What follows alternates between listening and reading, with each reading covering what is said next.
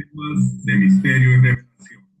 Donde la realidad es increíble y lo increíble es breve, Misterio y revelación. donde lo insólito y lo oculto conforman la realidad de este mundo y universo, Porque nos han mentido, nos han engañado. y las cosas no son lo que parecen. Amigos, buenas noches. Me da gusto saludarlos en esta noche dominical, donde vamos a retomar los temas de misterio y revelación, las otras realidades. Y pues hemos tenido algunos trabajos pendientes para transmitirles a ustedes a través de El Pico del Águila, donde es un periodismo, pues, estilo, primero es un periodismo de reflexión, donde pretendemos que reflexionemos los temas que tratamos aquí en los diferentes ámbitos en los cuales se desarrolla el hombre. En esta ocasión, como dije, reconociendo primeramente que les debemos algunos temas, vamos a hacer un breve recuento de algunos temas de misterio y revelación que les hemos tratado y después les hablaré de los temas que vamos a tratar y que espero yo que sea para el próximo domingo. Hoy estamos en el domingo 21 de septiembre de 2025 en los temas de misterio y revelación, las otras realidades. Uno de los temas que les hemos tratado, y déjenme decirles que todos los temas se pueden prestar a polémica, a escepticismo, a dudas, a rechazo, incluso se pueden enfrentar a la ridiculización. Y uno de esos temas, porque de hecho todos han sido en estas características, pero que es clave en una cultura que se nos ha hecho creer, es el diario de Ana Frank, que es un tema que tocamos con ustedes, y como una especie, si no de resumen, sino de una mini síntesis, lo que es hablar de lo que es el contenido central de este tema, que lo titulamos, por cierto, el fraude del diario de Ana Frank. Porque lo que se ha dicho de este tema, la cultura que nos han hecho creer que es la realidad y que muchos creemos sin investigar, nos bebemos la información que nos dan y no pedimos un mínimo de fuentes reales o verdaderas. Y a veces avanzamos en esas fuentes reales y verdaderas que existen en esta cultura que se nos ha impuesto. Pero aquí lo, lo que sigue es que hay investigaciones alternas a una historia oficial que se nos ha hecho creer. Y cuando hay investigaciones, como dije, alternas que nos dan una información no solo diferente, sino que muchas veces todo lo contrario de lo que se nos ha hecho creer, es cuando caemos en el escepticismo, en el rechazo, en la burla y en el ataque, que a veces atacamos esos temas.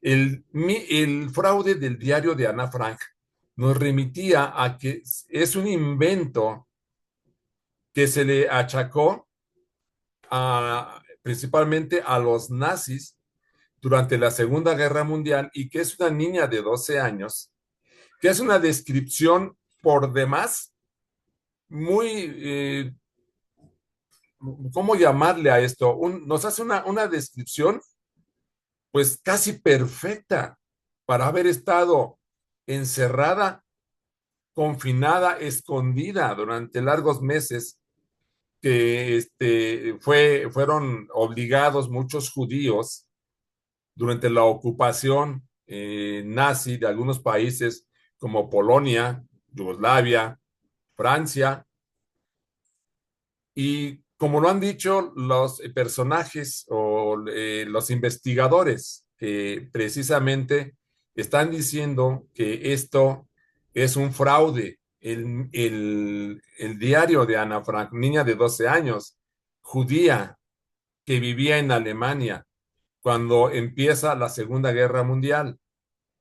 Y se dice que huyeron a Polonia, pero como dije, y esta es prácticamente una de las venas más importantes de este libro, donde, como dije, ella, para haber estado confinada, hace una descripción perfecta del movimiento o de los movimientos del ejército nazi que hacía en esa ocupación de países europeos. Y uno se pregunta, ¿cómo lo pudo hacer si estaba encerrada, si estaba confinada? Describe los movimientos nazis a la perfección. Pero esto solo es una de las principales venas que desnudan este fraude de una historia que realmente no es real. El otro fue que se dice que ese diario de Ana Frank lo encontró su padre en las vigas de una de las viviendas donde estuvieron confinados en Polonia, y no explica qué estaba haciendo el padre buscando en las vigas de ese techado de la vivienda de Polonia. O sea, no dan estos informes, y por eso yo digo, nosotros nos bebemos esa información sin cuestionarnos estos, porque uno puede decir, bueno, ¿y cómo lo descubrió? Porque no hay una explicación que dijera, por ejemplo, ¿cómo descubrió el padre? Vamos a suponer, o vamos a imaginar que nos debieron haber dicho algo así. Y este diario fue descubierto una vez durante una tormenta, estoy ejemplificando, una tormenta con un fuerte aguacero, un trueno cae cerca de la vivienda y destroza una parte del techado, lo cual el padre, al repararlo, se dio cuenta que había ahí un legajo de hojas, y para sorpresa suya, estaba escrito por su hija.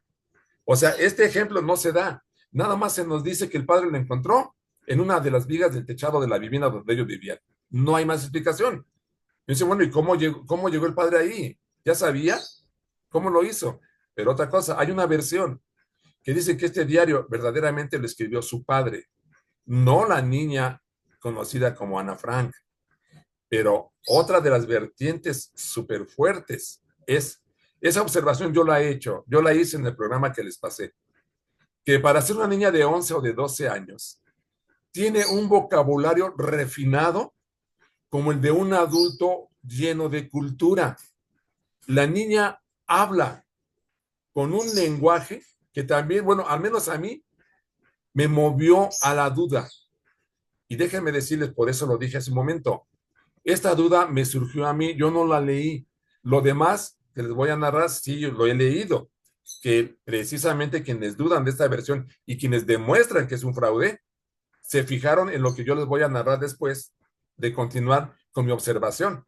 Cuando yo empiezo a leer el libro me doy cuenta de, bueno, cómo esta niña tiene una cultura súper a los 12 años. Habla de términos que incluso a veces los adultos desconocemos, pero la niña ya lo conocía. Hace una descripción perfecta del lugar a donde se van a ir a confinar. Describe las habitaciones, casi las medidas, los cuadros que tenía, las medidas que tenían las habitaciones. Es de lógica suponer que sea niña o adulto cuando se van como de refugiados, escondiéndose para pronto, no tienen el carácter o cómo decir, las emociones tan tranquilas para estar investigando en dónde están, cuánto mide, a quién pertenece ese cuadro, toda la estructura arquitectónica de una casa, y una afirmación que dice Ana Frank. Y esta casa era como la mayoría que hay en Polonia. Caray, una niña a los 12 años ya conoce todo Polonia. Entonces, esta observación de su servidor, que además hay contradicciones en ella, porque habla en un momento que los nazis les quitan las bicicletas y les prohíben las bicicletas antes de que ellos emprendan la huida. Les quitan las bicicletas y les ponen un horario que tiene que llegar a las 8 o que se atengan a las consecuencias. De acuerdo al libro, duran unas semanas así, si no es que meses, unas semanas, viviendo con esa amenaza y cuidándose, respetando esas restricciones que les impusieron los nazis. Bueno, cuando emprenden la salida rumbo al refugio de Polonia, habla de bicicletas. Primero dice que se las quitaron los nazis, tal cual. Luego dice que vendió la bicicleta de su mamá. Luego que un amigo lo vino a visitar, la vino a visitar en bicicleta, estando ya la restricción nazi. Entonces uno dice, bueno, pues ¿de qué estamos hablando? Hay contradicciones.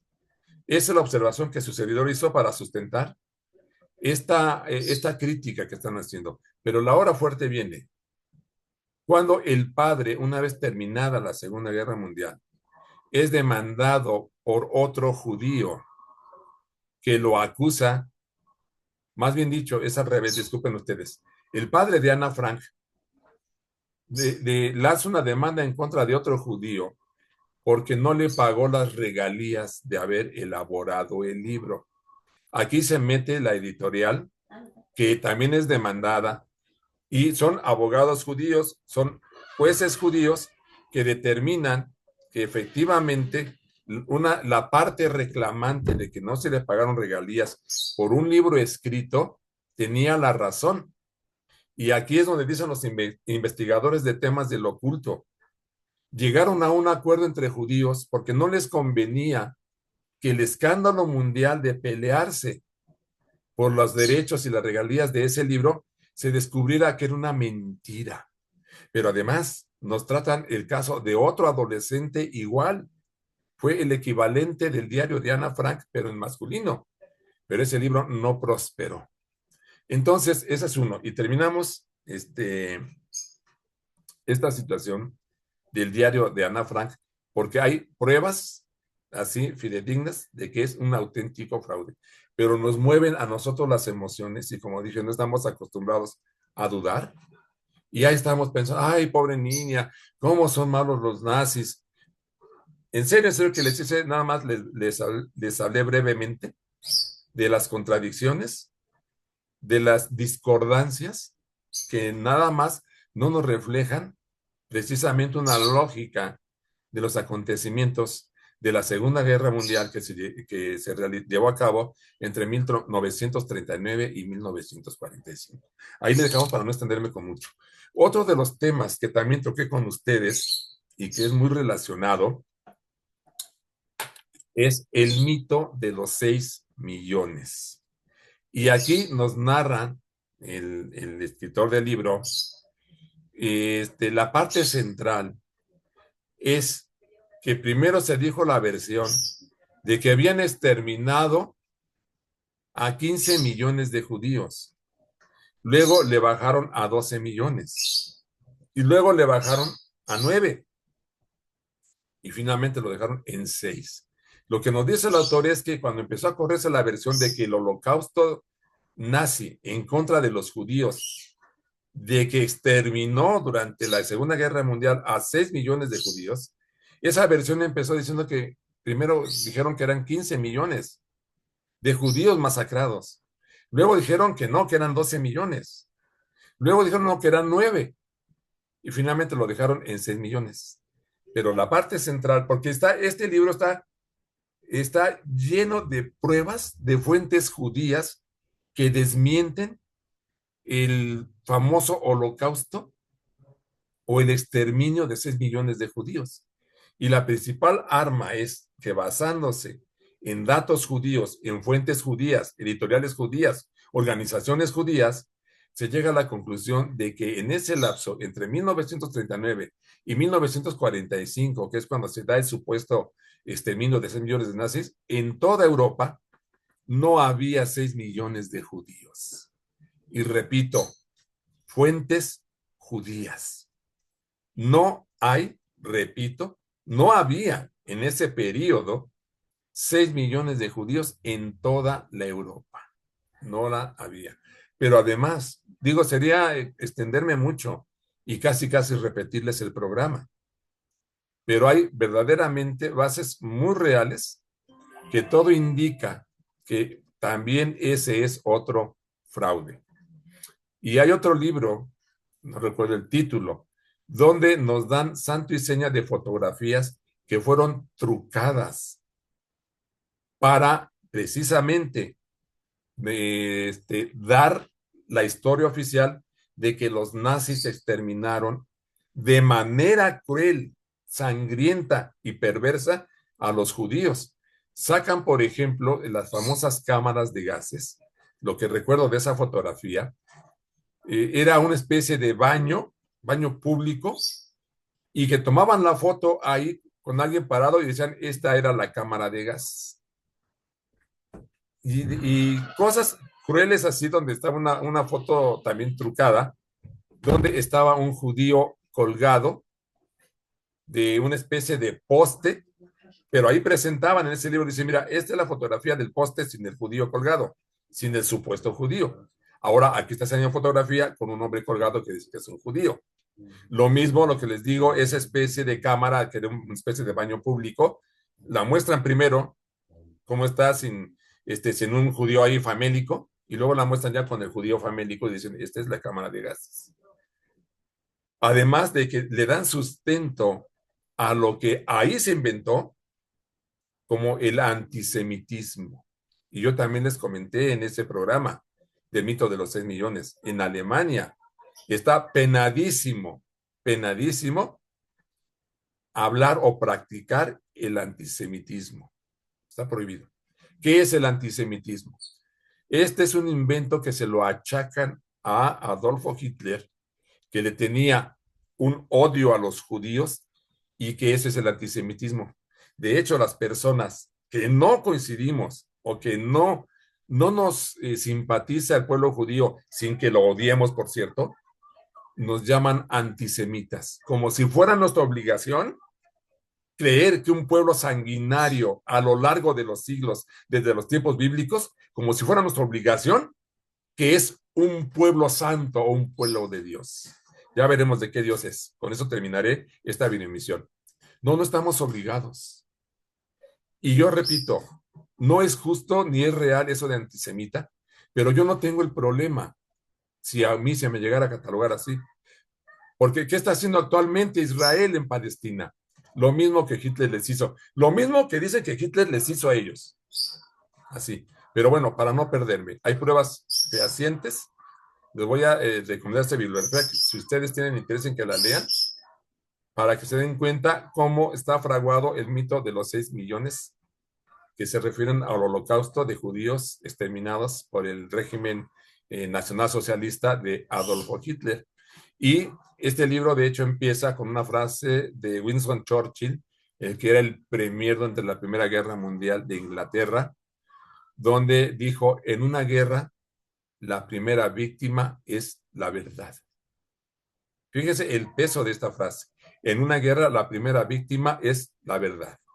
Y de hecho, se dice en esas investigaciones que una vez que terminó la Primera Guerra Mundial, 1914, 1918, cuando termina la Primera Guerra Mundial, Inglaterra le da una disculpa a Alemania, al honor de Alemania, por haberla difamado con temas tan atroces de que aventaban a los niños hacia arriba y los nazis los recibían con la bayoneta y los atravesaban. Inglaterra se disculpó de eso, de manchar el honor alemán, diciendo esas y otras barbaridades, como que hacían fábricas de jabón y con la grasa de los seres humanos que quemaban o exterminaban en las cámaras de gases. Hasta ahí dejo ese tema, que también lo tocamos con ustedes. Y su servidor se basa en investigaciones serias. Es otro de los temas, y que realmente también es muy apasionante, fue el Paso Dyatlov. El Paso Dyatlov acaeció en 1959 del siglo pasado, y se refiere a un grupo de 9 excursionistas que llevaron, eran alpinistas, eran de lo mejor, los alpinistas rusos, en aquel entonces, soviéticos, que llevaron a cabo una excursión a las partes frías de la Siberia, donde llegaron a una zona donde predominaba un pueblo que era conocido como el pueblo Mansi, y que tenía unas leyendas acerca del pie grande o el Yeti. Esta leyenda es que es una especie de simio gigante, una especie de gorila, que mide no menos de 2 metros, que es corpulento y que camina erguido.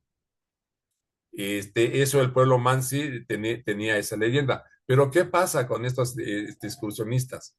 Cuando inician su periplo, eran de hecho 10, pero uno se enferma, tenía dolencias de la espalda y se regresa, se queda, no va, y se van los demás. Y la noche anterior, bueno, antes de hablar de la noche anterior, digamos que tenían planeados, si se fueron el 9 de febrero, ya estaba programado para que ellos estuvieran ahí en su de retorno entre el 18 y el 19 de febrero. 9 de febrero, unos 10 días iba a durar esa excursión y pasan los días y no regresan.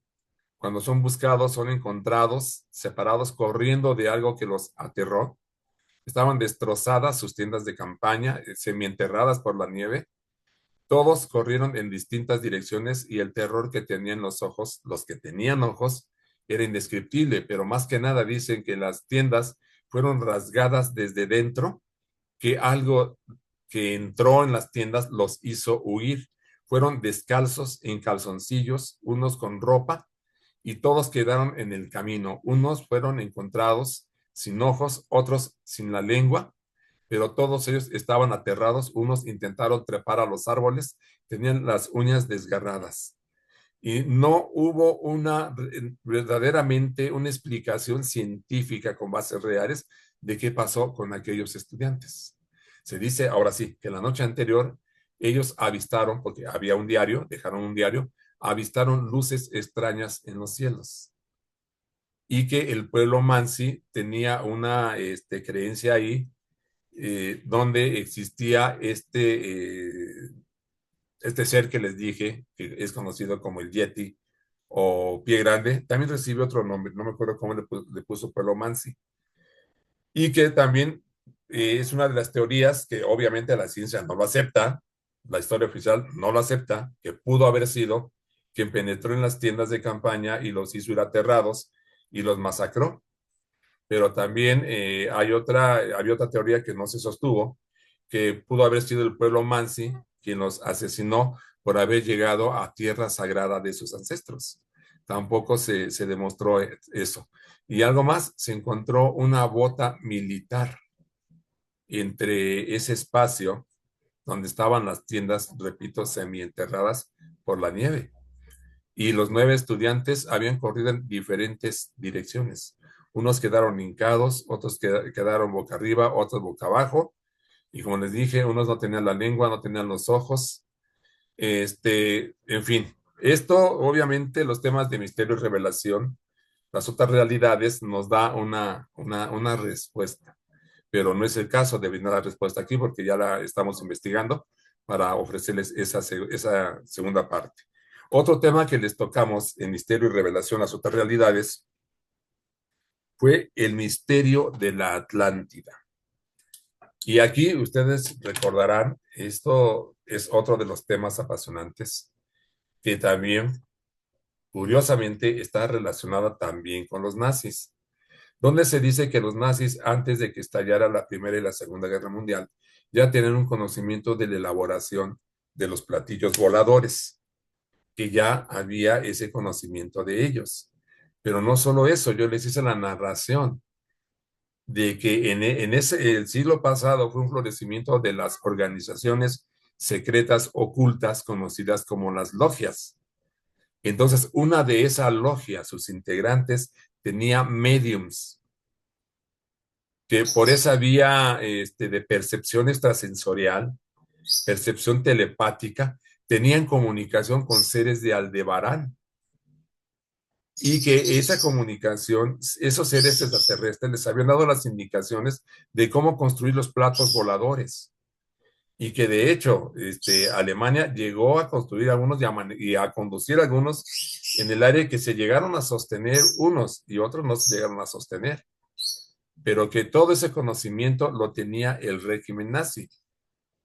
Y aquí se dice que cuando son derrotados, el régimen, el Tercer Reich, a cargo de Adolfo Hitler, que incluso se dice que Adolfo Hitler se suicidó cuando ya estaban llegando los aliados, que era Inglaterra, Francia, ya apoyado ahora ya por Rusia, que fue la principal que derrotó a los nazis, ya entrando en la guerra a los Estados Unidos. Ya cuando estaban tomando, de hecho era cuando ya iban a llegar los rusos al Reichstag que era el palacio de gobierno de los nazis, es cuando dicen que Adolfo Hitler toma la decisión y se suicida, lo mismo que su esposa.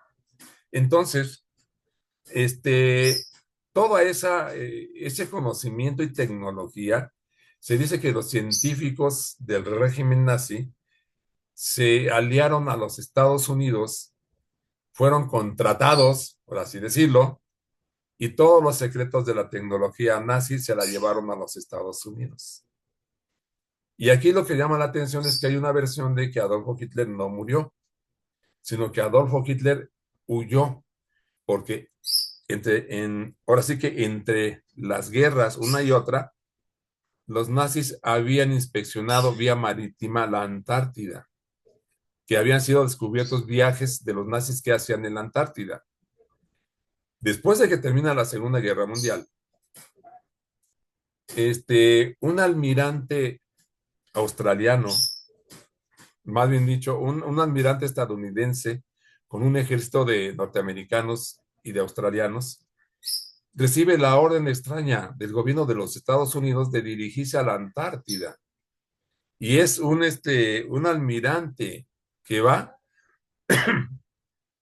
con una cifra de miles de soldados, va a la Antártida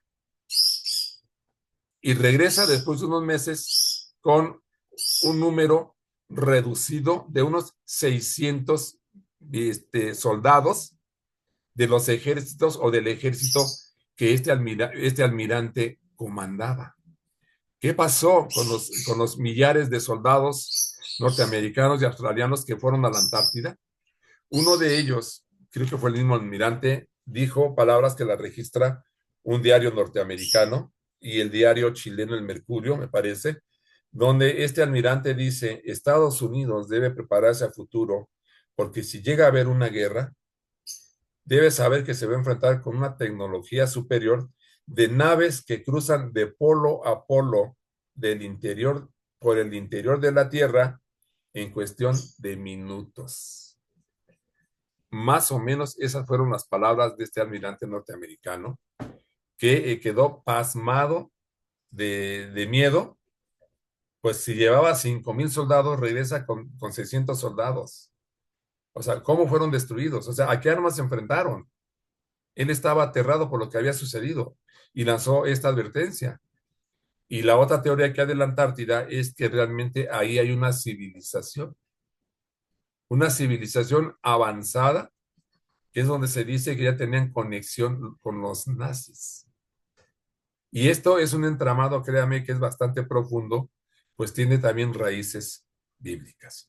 Bueno, terminamos este resumen de temas. Digo, no les voy a narrar todos los temas que hemos tratado, pero vámonos a uno de los más interesantes. Bueno, no de los más interesantes, sino que es muy, muy interesante, y fue cómo se construyeron, o el misterio de las pirámides egipcias.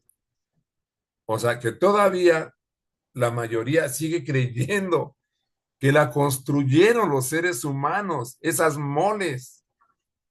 Y el misterio se ha develado en base a estos temas de misterio y revelación, las otras realidades, cómo fueron construidas las pirámides, y que precisamente fueron construidas por una civilización extraterrestre, que la historia oficial no lo acepta. Y cuando les hice la narración de ese tema, yo les comentaba que se quiso hacer un ejercicio de construir una pirámide que era como la quinta parte de la pirámide grande, la pirámide de Keops, la más grande. Se quiso hacer un ejercicio como se dice que lo hicieron los antiguos, trasladando los grandes bloques de granito desde miles de kilómetros sobre troncos y luego subirlos por medio de una empalizada. Y no pudieron. Eso fue el siglo pasado, en pleno siglo XX. Bueno, si en la época actual se puede hacer eso, ¿cómo puede sostenerse la versión de que esas pirámides fueron construidas por los seres humanos? Si ahora no se puede, contando ese experimento que se hizo en el siglo pasado, siglo XX, se hizo contando con las mejores grúas que la tecnología podía ofrecer. Y desistieron de llevarlo a cabo porque todos los intentos de seguir construyendo la pirámide eran fallidos. Y debemos creer que los seres humanos rudimentarios, casi con taparrabos, construyeron las grandes pirámides. Y digo, y hay una versión, o sea, una versión verdaderamente interesante. Estas tres pirámides tienen unas mediciones exactas, alineadas con la constelación de Sirio, que son 3 estrellas que guardan entre sí la misma distancia, obviamente equivalente a la que hay entre las 3 pirámides que están aquí en la Tierra, las pirámides egipcias. ¿Cómo podemos explicarnos eso? Pero además hay unos cálculos matemáticos entre la medición de la base de la pirámide mayor. Matemáticos que llevan coincidencia con temas que uno ni por aquí le pasa en la cabeza. Dice, ¿cómo puede tener coincidencia? O sea, esto lo hicieron los seres humanos, verdaderamente fue así. O sea, bajo el imperio de las dinastías egipcias. La versión de la respuesta de cómo se construyeron es que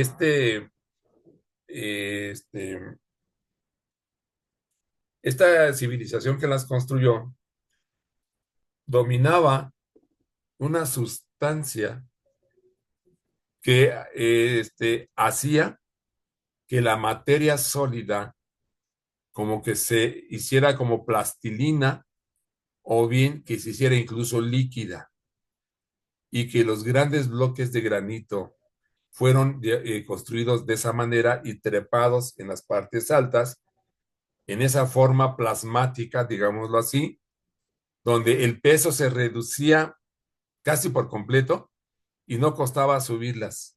Y una vez colocadas donde tenían que estar, se iniciaba el proceso de la solidificación. Las hacían sólidas. E incluso un tema que otra teoría u otra investigación o suposición, teoría, lo vamos a hacer teoría, que también se dice de cómo fueron construidas. Y repito, ese tema, esa teoría ya no la incluí en el tema del misterio de las pirámides egipcias, ya no lo incluí. Se decía que esta civilización extraterrestre formaba una especie de pasillo. Esos pasillos, en cada lado, se ponía una serie de tubos metálicos. Imagino ustedes como una reja de escuela, una reja.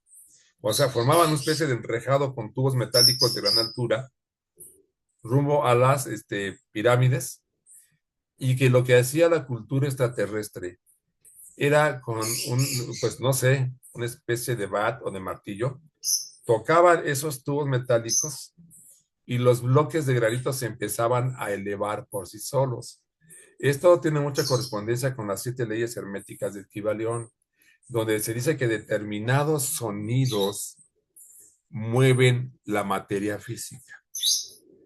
Obviamente, esto la ciencia no lo acepta, pero en ese capítulo, en ese programa que yo les narré de las pirámides egipcias, les decía que esta sustancia se llegó a conocer de manera oficial y que hubo alguien que tuvo el dominio de esa sustancia que podía licuar lo sólido y después volverlo a su estado físico. Pero la esencia de estos temas que estamos tratando es que hay un poder oculto que a nosotros se nos ha negado. Y otro tema que ya traté con ustedes, creo que sí, no sé si fue aquí o en FMCAI, fue quién asesinó al presidente John Fitzgerald Kennedy, que fue el poder oculto, y que por ahí hay un certero mensaje de John F. Kennedy, donde habla de estas organizaciones ocultas y que él decía que era el momento de acabar con el secretismo. Bueno, hasta ahí dejamos estos temas que hemos tratado. Digo, no, repito, no son todos los temas que he tratado con ustedes, pero quise hacerles un breve resumen porque ya esperamos que el domingo 28, de hoy en 8, ya les pase uno de los siguientes 3 temas que les voy a tocar ahorita, les voy a mencionar. Un tema que me parece, no me parece, que es muy interesante, está basado en el libro titulado El origen. Y en este libro se, se toca el tema de que ya hay un científico que responde a las dos principales preguntas que la humanidad se ha hecho desde que existe y tiene conciencia de su existencia. ¿Quiénes somos?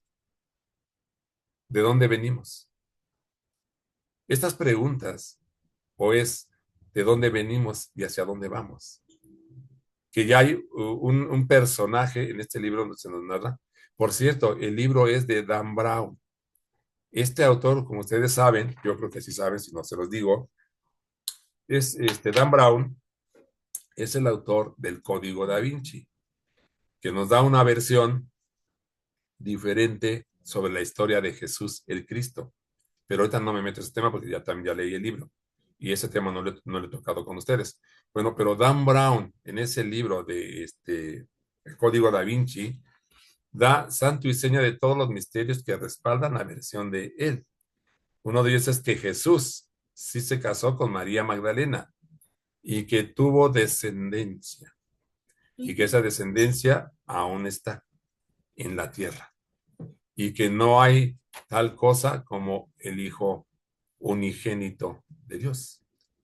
Pero bueno, Dan Brown elabora este libro donde el personaje principal es un joven científico, futurólogo le llaman, que responde al nombre de Edmund Kirch.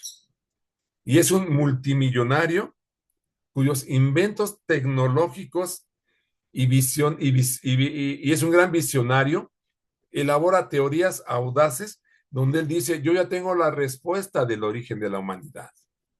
Sé de dónde venimos y sé hacia dónde vamos.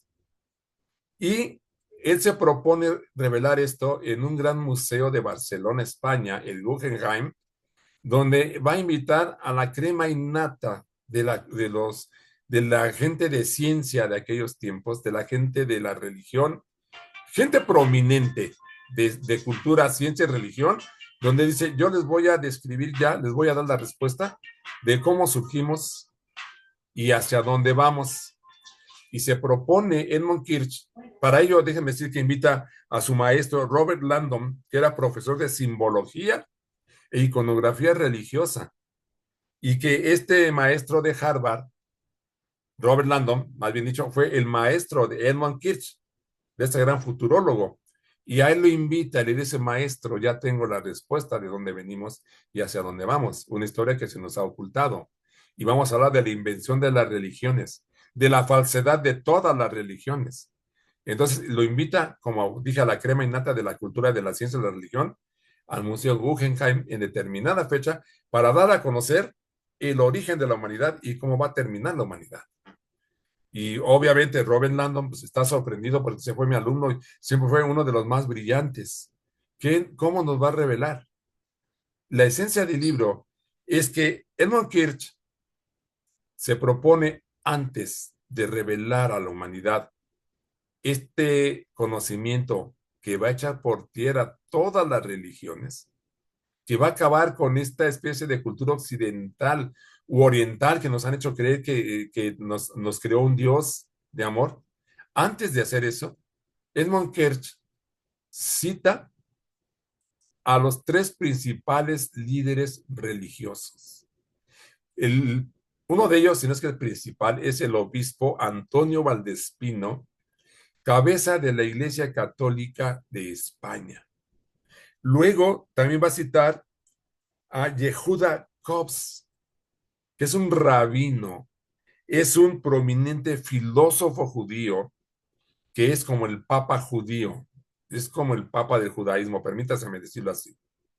Es el líder de la religión judía, es Yehuda Kobs, y el representante de todo el Islam, que es el ulema, que así se le dice, es un equivalente, por decirlo así, un equivalente a decirle el papa, ahí se le dice el ulema Sayed al-Fad, que es un venerado erudito islámico. Estos tres personajes que representan a las tres principales religiones del mundo son citadas en un gran monasterio de gran historia en la ciudad de Montserrat, en España. De hecho, se van a reunir ahí. Es la sede, la ofrece el obispo Antonio Valdespino, y él llega con su celular que tiene el tamaño de una tableta, pero dice que es un celular, donde tiene la clave y dice, ahí les voy a exponer. Y lo siento por ellos, porque esto va a acabar con sus respectivos dioses, porque no hay tal Dios. No lo hay. E incluso tiene un acto, no digo que de mofa, pero sí de cierta ironía, porque él piensa, cuando va a ese monasterio enclavado en una cúspide de Montserrat, España, él piensa divertido, y pensar que Moisés subió a una montaña para hablar con Dios y dar a conocer sus mandamientos de Dios, yo vengo a esta montaña para negar y echar abajo a ese Dios. Lo piensa entre divertido y serio. Y ahí llegan los tres principales representantes de estas religiones: el islamismo, el judaísmo y el catolicismo protestantismo. Ahí llega. Y él les dice, saca su celular enorme y les hace una exposición, y al final de ello quedan los tres líderes sorprendidos y dicen que no pueden permitir que eso pase. Y se va a desarrollar la trama muy, muy interesante. Es un libro que me parece que rebasa las 500 hojas. Pues yo, con todo mi trabajo, déjeme decirle que lo acabé en semana y media de leer. Es apasionante. Yo no leí en el celular, pero ya leí en el celular, en horas de transporte. Fascinante. El origen de Dan Brown. Ese es uno de los temas que puedo tratarles el próximo domingo. El siguiente es: Jesús vivió y murió en Cachemira. Este libro es de Andreas Faber-Kaiser, de quien también les toqué un tema que se llama la conquista programada. Y si me da tiempo, les hago un comentario sobre eso.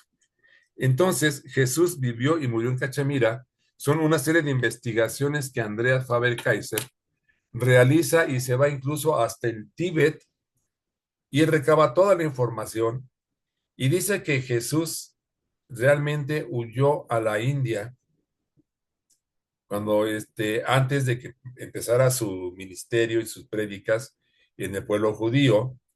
Y entre una de las razones que da es que en los judíos, a los varones a la edad de 12 o 14 años ya los empezaron a comprometer en matrimonio, pero que realmente Jesús no era su idea casarse, y emprende la marcha hacia una de las regiones más místicas y espirituales que hay en el planeta, y que es la India. De hecho, Cachemira, enclavada en la zona montañosa de la India, es donde se dice que ahí vivió y murió Jesús, y que incluso visitó la tumba de Jesús, y ya no le da el, la categoría de un ser divino o del Hijo de Dios. Entonces también lo relaciona de manera de que también estuvo casado y que pudo haber dejado descendencia. Pero déjenme decirles que él esgrime pruebas de dónde está esa tumba de Jesús y cómo es que Jesús llegó allá, y que esas poblaciones, no solo en Cachemira, sino cercanas a Cachemira, reconocen a Jesús el Cristo con el nombre de Isa, entre otros. Pero la trama es verdaderamente interesante. No quiero realmente adelantarles, solo les mencionaré que hay un ruso, Nikolai Notovich, que también emprendió un viaje a las montañas de la India, al Tíbet concretamente, y ahí se encontró con libros y pergaminos que hablan del maestro Isa, que dicen que venía del pueblo hebreo, un hombre lleno de paz y de amor, y que vivió entre ellos. Ese es, Jesús vivió y murió en Cachemira, que puede ser el tema que les trate el próximo domingo. O es este otro que es uno de los más polémicos, pero antes de terminar con eso, déjenme hacerles un breve comentario, porque fue otro tema que les traté y ahorita no lo he comentado, eso de la conquista programada. Déjenme decirles que al menos en mi caso ha sido uno de los temas que más me ha impactado, porque ahí nos habla, el título lo dice todo, y se refiere a que la conquista de América fue programada por seres metahumanos, que no fue un desarrollo histórico de una manera, ¿cómo podríamos llamarle? Normal, que no me gusta la palabra, sino que fue inducida la conquista de América, que hay alguien o alguienes interesados en que se desarrollara la religión católico cristiana y que ellos determinaron todo lo que pasó.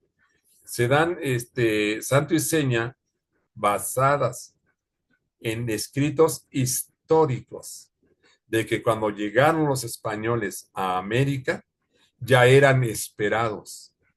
No con lo poquito que nos dice la historia oficial, que eran profecías de los mexicas, hablando del caso de México. No, no eso poquito.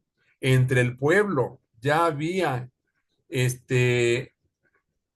versiones que decía unos determinados pobladores de Mesoamérica, de los mexicas, decía, es que mis abuelos hablan de que sus padres tuvieron contacto con unas personas que les dijeron que estos que están llegando ahorita iban a llegar y los describen tal cual como monjes. Entonces, si 4 generaciones o más atrás de cuando se dio la conquista de América, 4 o 5 generaciones atrás, ya eran conocidos los monjes religiosos con sus hábitos porque ya habían llegado antes. Y una de ellas en el norte del país, que ahora es Nuevo León, Monterrey, Nuevo León, que fue creo que se llama la indígena Águeda, no recuerdo el nombre, donde cuando llegan dos religiosos con sus hábitos a decirle, habla el nombre del Padre, del Hijo, del Espíritu Santo, y dice, sí, ustedes son los que me dijeron, mis abuelos que ya venían desde antes y que ustedes iban a llegar, solo que ustedes llegaron del cielo y aquellos llegaron a caballo. Solo que aquellos que vieron mis ancestros llegaron del cielo y ustedes están llegando a caballo. Pero eran lo mismo.